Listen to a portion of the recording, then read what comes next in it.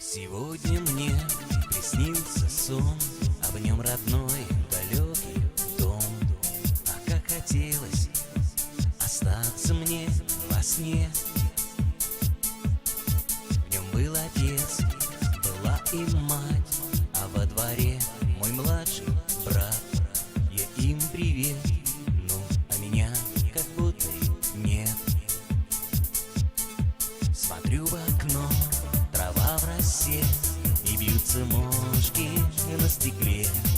У журавля берет воды седой сосед.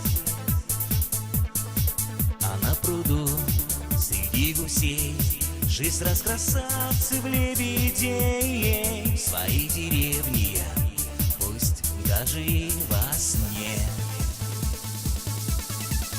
Деревенька старая, избы захудалые, ширь полей во дворе родни. Ждут ли там усталые, мать с отцом уж старые? Если ждут, то сын уже в пути.